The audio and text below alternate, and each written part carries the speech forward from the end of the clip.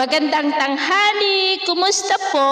Narito po ulit ang update natin para sa lagay ng ating panahon ngayong tanghali po ng December 13, 2024. Sa ngayon po ay patuloy pa rin ang pag-iral ng amihan dito sa Northern Luzon at mayroon pong Intertropical Convergence Zone sa silangan ng Mindanao habang easterlies naman ang hangin na umiihip sa silangan ng Southern Luzon at Visayas. Wala po tayong binabantayan na anumang sama ng panahon sa ngayon sa loob at labas ng ating area of responsibility.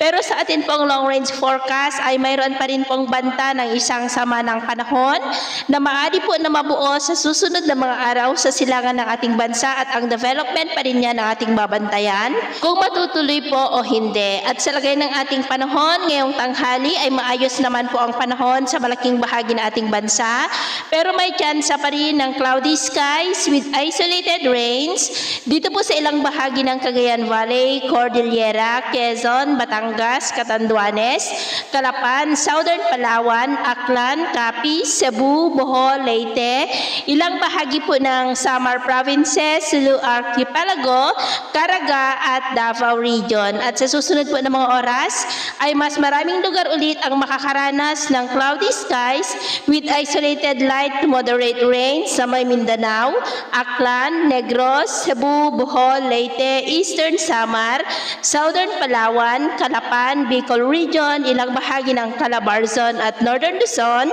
Kaya mag-ingat pa rin tayo sa mga banta pa rin po ng mga pagbaha at pagguho ng lupa.